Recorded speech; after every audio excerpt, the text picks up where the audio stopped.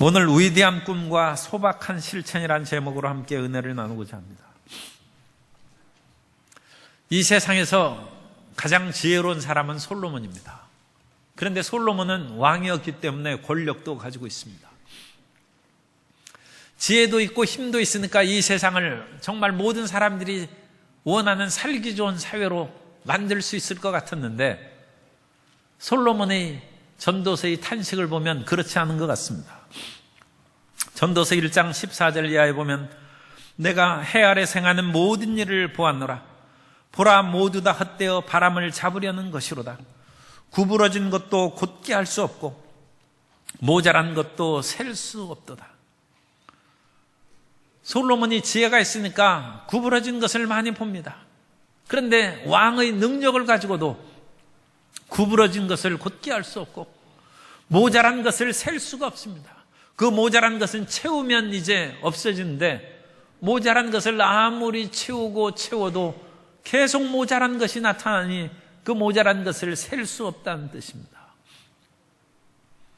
지혜자요 권력을 가진 왕이라 할지라도 낙심하고 절망을 했습니다. 그럼에도 불구하고 우리는 이 세상이 살기 좋은 세상으로 변화되도록 힘을 갖고 꿈을 가져야 됩니다.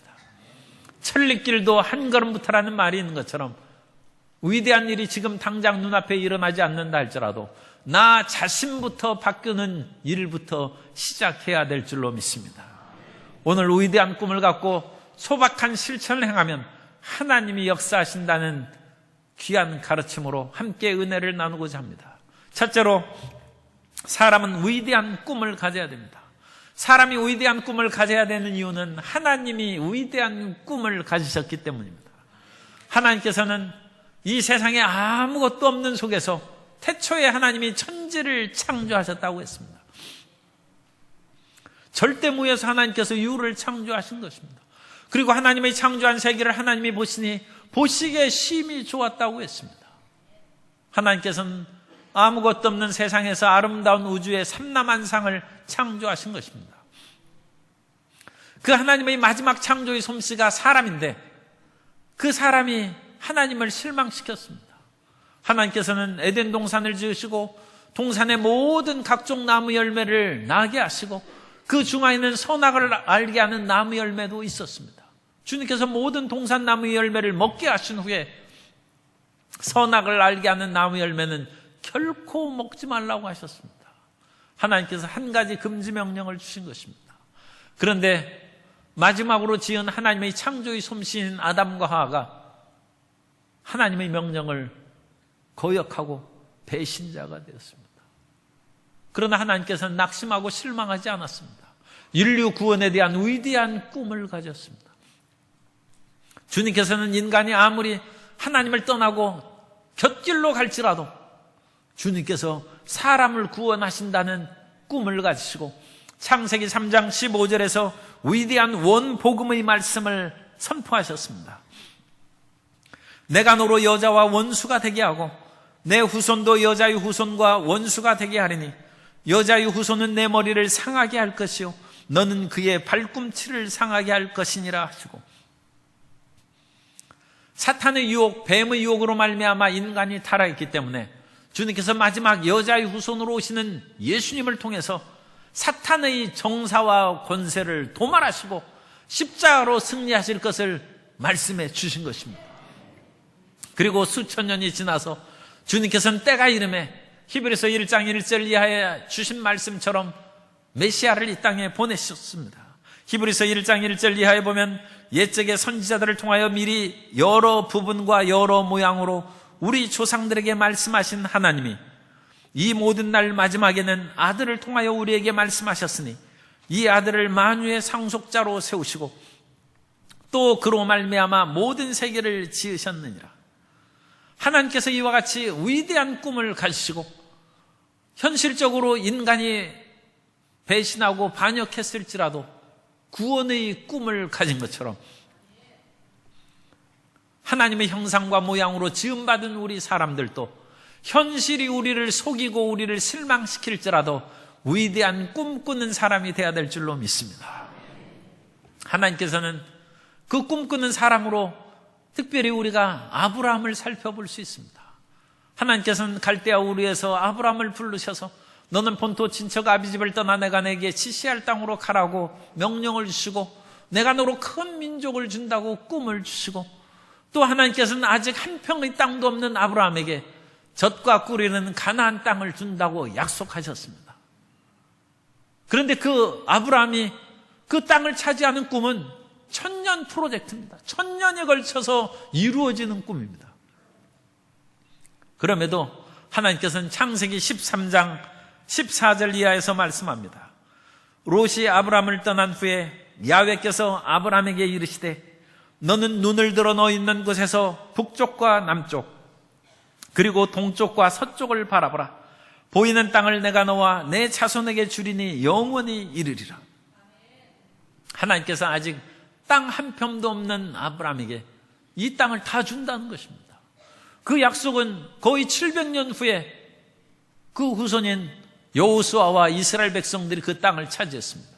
그러나 그 차지한 땅은 사사기 1장에서 보는 것처럼 아직 다 차지하지 못했어요.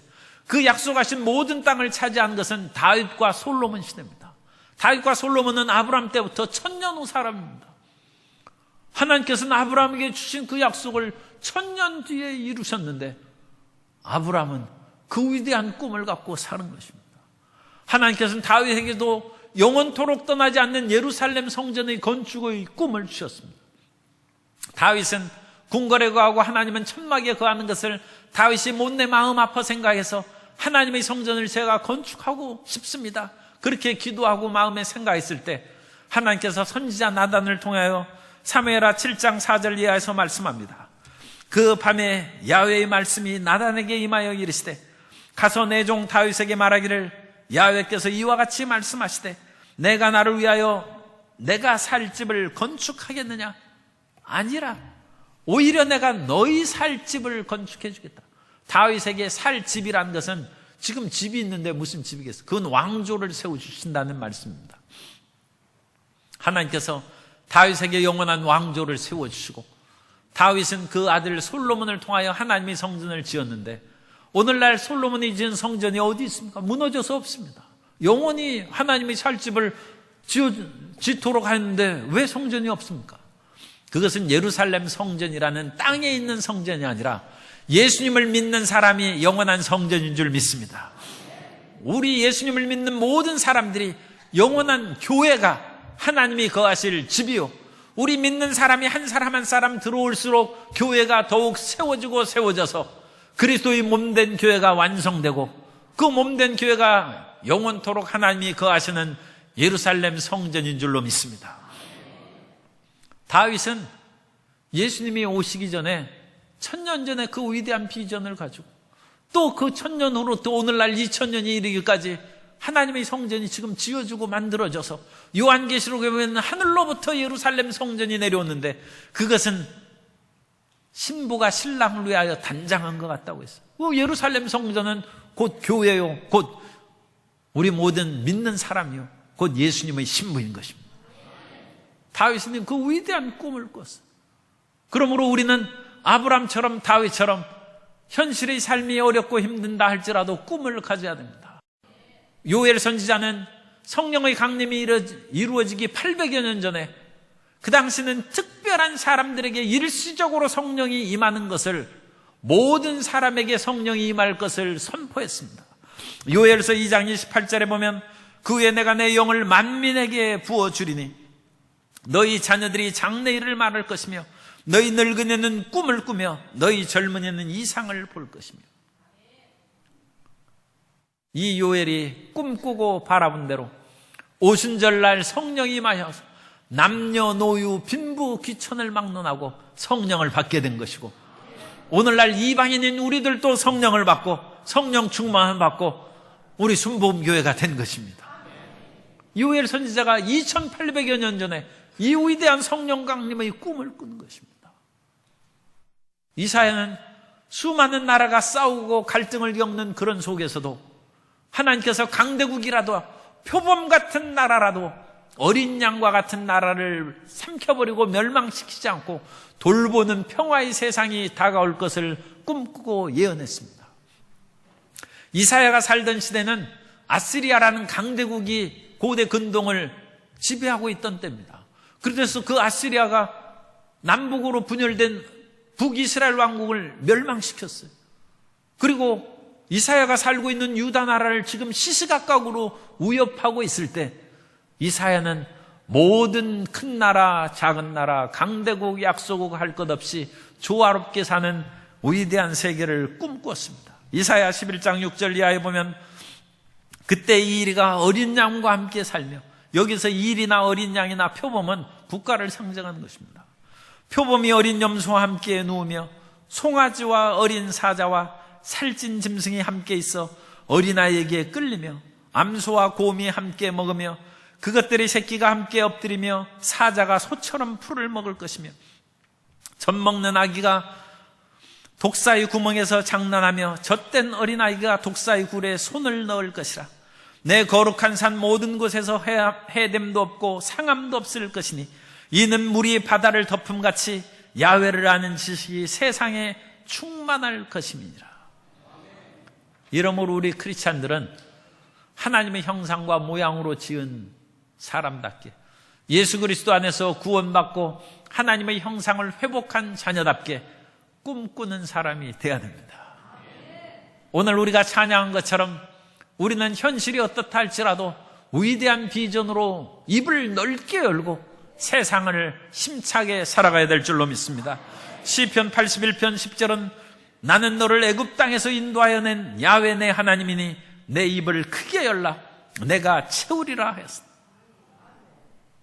사도 바울은 유라굴로의 광풍에서 지금 배가 곧 파손될 지경이고 열 나흘 동안 먹지도 못했습니다.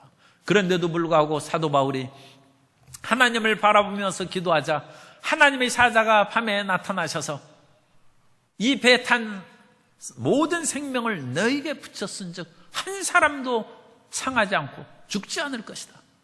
그러면서 이 배는 파손되지 아니하고 섬에 당도할 것이다. 그런 계시의 말씀을 주셨습니다. 사도 바울처럼 우리는 현실이 암담하고 풍랑 가운데 우리가 고생할지라도 주님께서 함께 하시면 우리는 반드시 섬에 도착할 것이요 한 사람도 죽지 않고 영원한 생명으로 들어갈 것입니다. 하나님의 영원한 꿈과 비전으로 살아가야 될 줄로 믿습니다. 두 번째로 우리는 이와 같이 위대한 꿈을 가졌다 할지라도 위대한 꿈꾸는 사람들도 현실 생활은 소박하고 성실했다는 것을 우리는 기억해야 됩니다. 사람이 위대한 꿈을 꿨다고 해서 하늘의 별을 꿈꾼다고 해서 현실을 무시하면 안 됩니다. 안도연의 너와 나라는 시에 밤하늘에 별이 있다면 방바닥에 걸레가 있다는 말이 있습니다. 사람은 하늘의 별을 보면 방바닥에 있는 걸레질을 안 하려고 그럽니다. 그러나 그렇지 않습니다. 하늘의 별을 품은 사람도 방에 걸레를 닦고 모든 것을 깨끗하게 하고 자기의 작은 일에 최선을 다하는 실천하는 사람이 되어야 될 줄로 믿습니다. 아브라함은 1000년 프로젝트를 갖고 이 젖과 꿀에는 모든 땅을 하나님께서 주신다는 그 꿈을 갖고 살았어요. 그러나 아브라함은 호황 때에 살지 않고 천막에 살면서 하루하루 매일매일 성실하고 양을 치고 염소 새끼를 돌보면서 그렇게 살아갔고 아브라함의 아들 이삭도 열심히 성실하게 살아갔고 이 보이는 모든 땅을 아버지가 받았고 내가 모든 땅을 소유하게 된다 해서 이삭은 게으름 피지 않았습니다. 열심히 농사를 지어서 100배나 거두고 야곱도 열심히 일하는 그런 생활을 했습니다. 히브리서 11장 9절에서는 말씀합니다. 믿음으로 그가 이방의 땅에 있는 것 같이 약속의 땅에 거류하여 동일한 약속을 유업으로 함께 받은 이삭 및 야곱과 더불어 장막에 거하였으니 고대 광실의 집을 짓고 허탄하게 살지 아니하고 천막에 살면서 아브라함과 이삭과 야곱은 매일매일의 삶을 성실하게 살아갔습니다. 히브리서 11장 13절에서 말씀합니다. 이 사람들은 다 믿음을 따라 죽었으며 약속을 받지 못하였으되 그것들을 멀리서 보고 환영하며 또 땅에서는 외국인과 나그네임을 증언하였으니 천년의 프로젝트니까 아브라함과 이삭과 야곱이 죽은 후에도 그야말로 수백 년이 지나야 그것이 이루어집니다.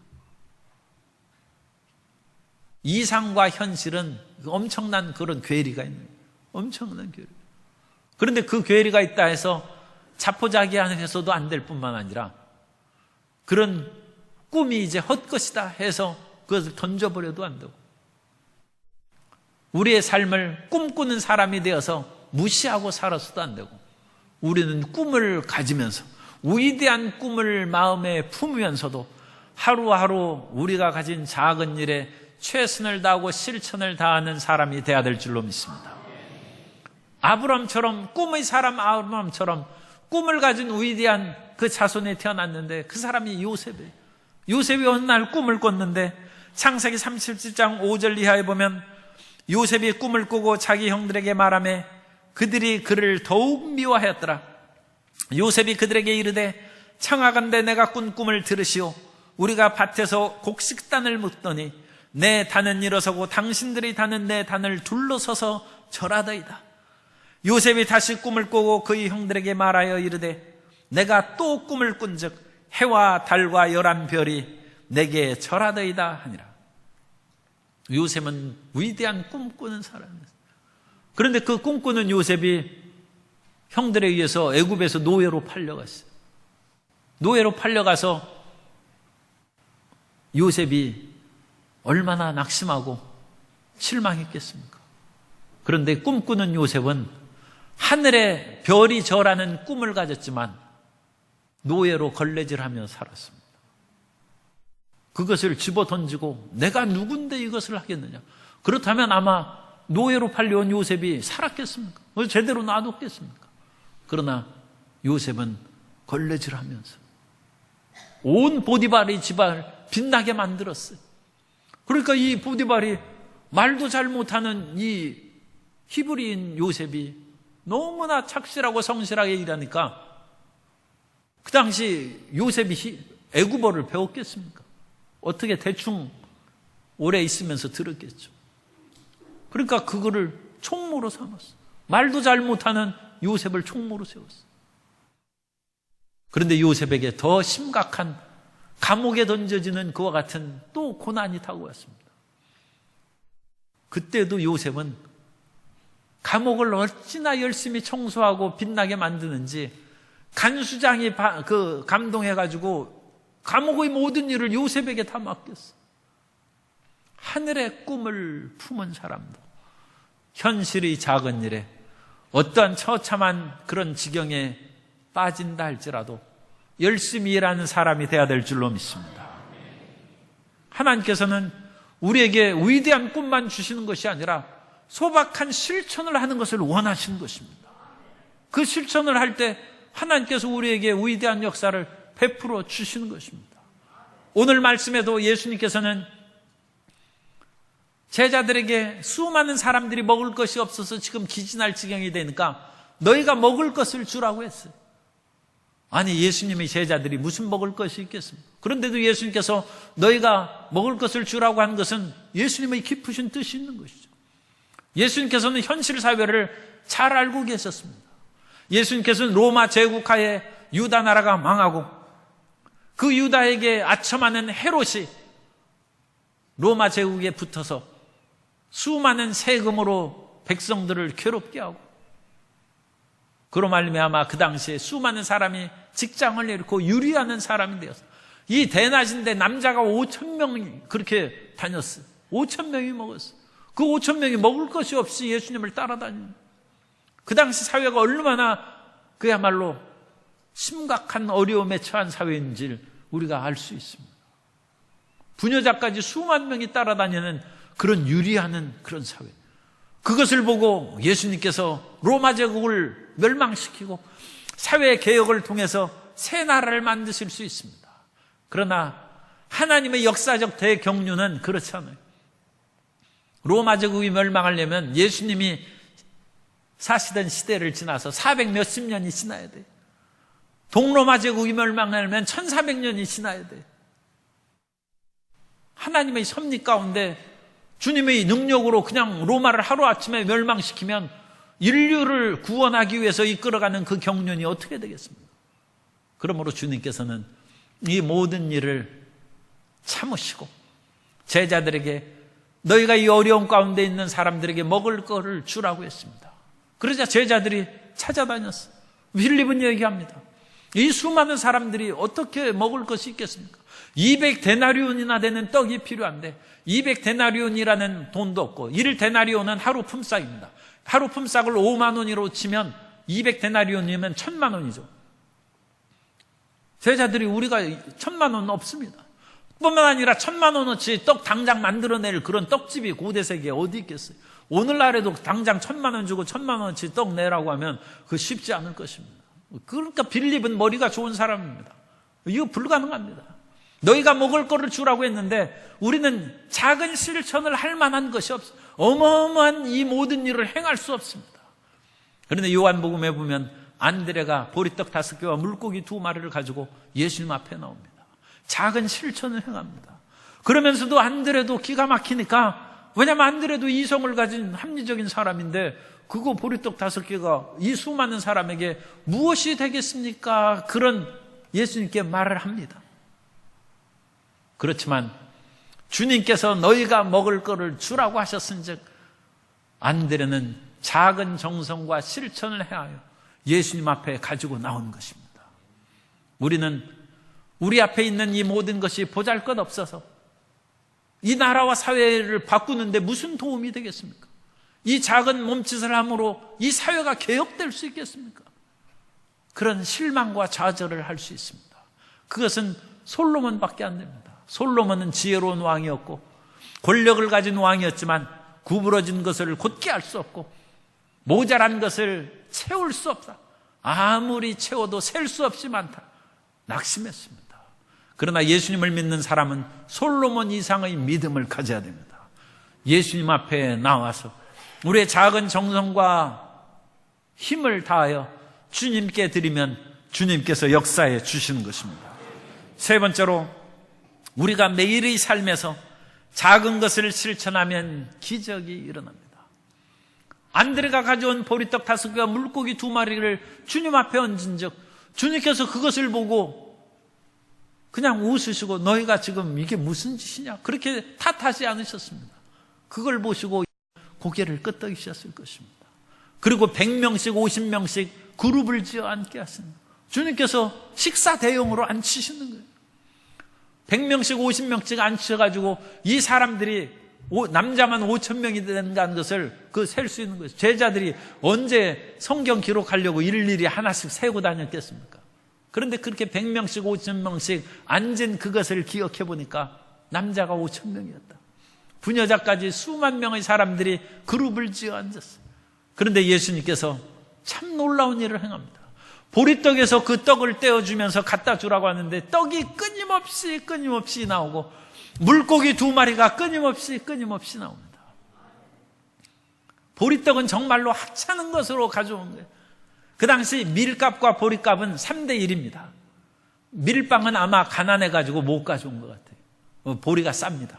3분의 1 가격밖에 안 돼요. 보리떡이에요. 그 당시 밀빵이 있었으면 더 질 좋은 빵으로 사람들이 먹었을 텐데 그렇지 못해. 이 물고기도 아마 오늘날 갈릴리에 바다 가면 성지순례 가면 생선을 튀겨서 하나 주는데 그 베드로 고기라고 합니다. 어쨌든 배고픈 중에 먹으면 맛있는 고기예요. 그렇지 않으면 우리가 별 맛이 없을 수 있어요. 배고픈 중에 보리떡과 그 물고기를 먹으니까 사람들이 그야말로 진수성찬을 먹는 것처럼 먹었습니다. 우리의 작은 몸짓과 헌신과 충성이 하나님의 기적을 만들어낸 것입니다. 나의 작은 움직임이 이 세상을 어떻게 변화시킬까 걱정할 거 없습니다. 세상을 변화시키고 이끌어가는 것은 하나님이십니다. 우리는 하나님이 원하시는 말씀을 듣고 그 말씀의 방향으로 나아가기만 하면 됩니다. 이 예수님께서 오병이어의 기적을 행하실 그런 기적의 예표가 이미 구약 성경에 있어요. 그것이 엘리야의 그런 선지생도 이야기입니다. 엘리사가 제자들을 많이 뒀는데 그 어떤 제자가 너무 가난해가지고 빚을 많이 지고 하나님을 열심히 믿고 기도는 했는데 어떻게 명이 짧아서 빨리 돌아가셨어요. 인생은 하나님을 잘 믿어도 빨리 죽을 수도 있고 가난할 수도 있는 것이. 그런데 문제가 생겼어요.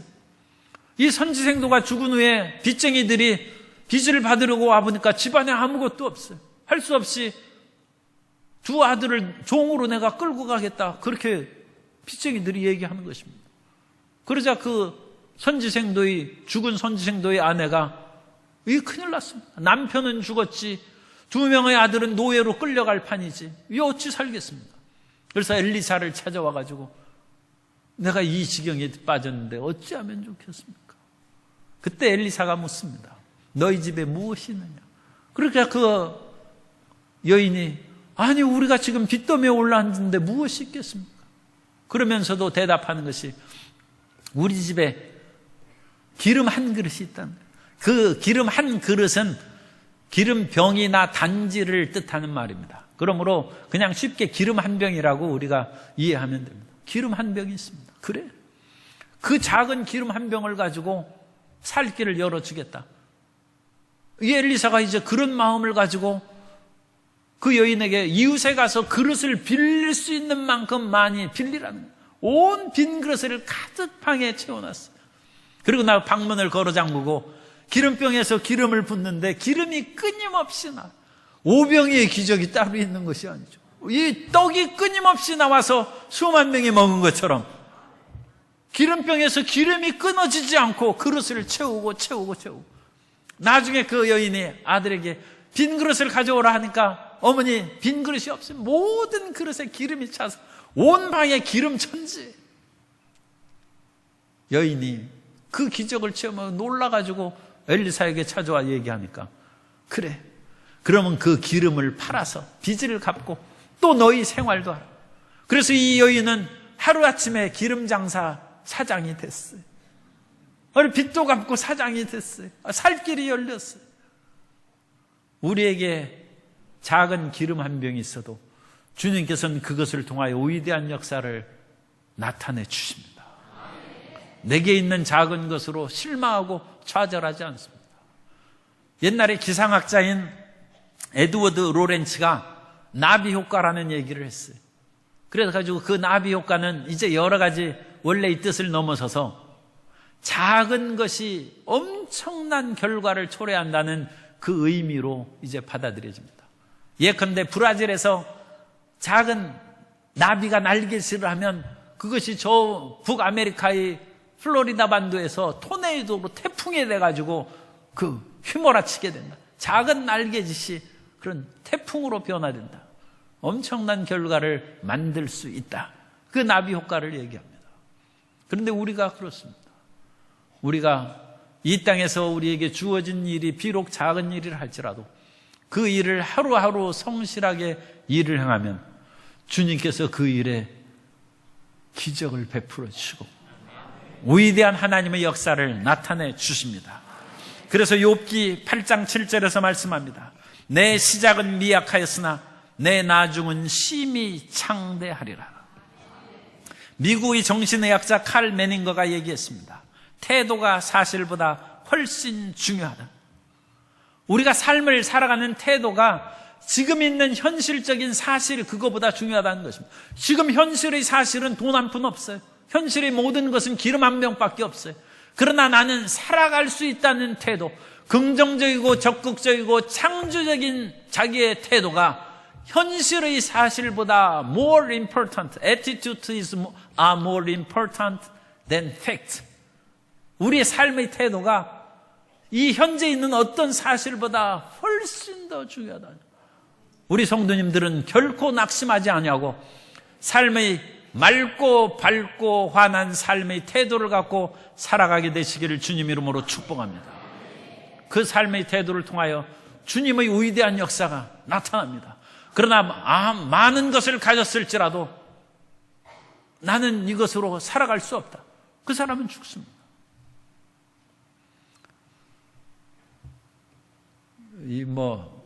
꼭 그런 분들은 안 계시겠습니다만 어떤 100억대 부자가 있었어요. 그런데 그분이 어떤 사람하고 사업을 시작하다가 그 사람에게 속아 넘어가지고 10몇 억을 그 손해봤어요. 보통 돈이 아니죠. 그런데 그분은 100억대 부자예요. 그래서 10몇억 손실당했어요. 그런데 그 10몇억 손실된 것을 그냥 가슴 아프게 생각하다가 병들어서 돌아가셨어요. 그럼 나머지 한 90억은 누가 갔습니까? 자녀들이 그냥 나눠 가졌어요. 그 사람은 90억 정도 남은 돈을 바라보지 아니하고 10몇억 없어진 것만 가슴 아파하다가 병들어서 죽은 거예요. 스트레스 받고. 사람이 적은 것이 있어도 그것을 통하여 꿈을 가진 사람은 위대한 일을 행할 수 있지만 아무리 많은 것이 남아 있어도 없어진 그것을 안타까워하고 그러면 그 삶의 태도죠. 삶의 태도가 사실보다 훨씬 중요하다. 우리는 그리스도 예수 안에서 지금 시작은 미약하나 나중은 심히 창대한 꿈을 갖고 살아나가야 됩니다. 허황된 꿈을 꾸는 것은 아닙니다. 우리는 위대한 꿈을 꾸지만 하나님의 그 꿈은 우리 세대에 이루어질 수도 있고 아브라함의 그런 대프로젝트처럼 1000년이 걸릴 수도 있고 인류 구원의 위대한 역사는 그야말로 오랜 세월이 걸립니다. 그러나 하나님의 뜻은 이루어질 줄 믿습니다. 오늘 하루하루를 성실하게 살아가는 성도 여러분이 되시기를 바랍니다. 옛날에 목각새를 아주 잘 만드는 그런 장인이 있었어요. 옛날에는 결혼하면 원앙새를 이렇게 잘 만든 것을 이렇게 해서 원앙 금신과 더불어 이걸 새를 주었어요. 목각 그런 새를 만든. 그런 장인이 얼마나 잘 만든지 그 원앙새를 살아가는 사람이 당신이 만든 새는 너무 진짜와 같아서 곧 날아갈 것 같아요. 그렇게 얘기하고 갔어요. 그런데 그 말이 마음에 탁 차서 그래 내가 날아가는 원앙새를 만들어야지. 그래가지고 그 사람이 날아가는 새를 만들려고 나무를 깎고 아무리 목각새를 잘 만든다 할지라도 그 새가 날아가겠습니까? 수십 년을 그 목각 날아가는 새 만드느라고 정신에 팔려서 살았어요. 그 새가 날아가야 말이죠. 결국은 실망하고 좌절해서 터벅터벅 길을 걸어갔는데 그 길가에 작은 새가 날개가 부러져 가지고 퍼덕이는 것을 봤습니다. 그것을 보고 마음은 비록 무겁지만 너무 불쌍하게 생각했어요. 동병상련이라고 너도 마음이 무너지고 꺾인 나와 같이 날개가 부러졌구나. 그래가지고 그 새를 보고 불쌍히 여겨가지고 집에 데려와서 날개를 치료해 줬어요. 그랬더니 그날 새가 고침을 다 받으니까 푸르륵 하고 하늘로 날아갔어요. 그런데 그때 그 장인이 호련히 깨닫는, 아니 이 새는 며칠 돌봐줬더니 하늘을 날아갔는데 나는 수십 년 나무 깎고 해가지고 온 소녀의 그 심혈을 기울여서 나무를 깎고도 못 날아가지 않습니까? 내가 허망한 꿈을 가졌구나. 이 작은 새 같은 그런 일을 실천하면서 현실을 충실히 했다면 아마 수천 마리 새를 아마 날려보냈을 거예요. 지금 내가 수십 년 동안 한 마리 새도 못 날려보냈다가 이제 이 작은 새로 말미암아 깨우침을 받고 그 사람은 자기 삶에 있는 약하고 어렵고 힘든 사람을 날아갈 수 있게 해주는 사람으로 변화됐다는 말이 있습니다. 오늘 우리는 그리스도 예수 안에서 위대한 꿈을 가져야 됩니다. 그러나 하늘의 별의 꿈을 가졌다 할지라도 현실적인 작은 일, 보잘것없는 일에 충성하는 실천하는 사람이 되어야 됩니다. 안드레처럼 보리떡같이 그 당시 싼 떡이요 물고기 2마리를 주님 앞에 가져왔을지라도 주님께서는 작은 일에 충성한 이 안드레의 보리떡 5개와 물고기 2마리를 받으셔 수많은 사람을 먹이시는 기적을 베풀어 주셨습니다.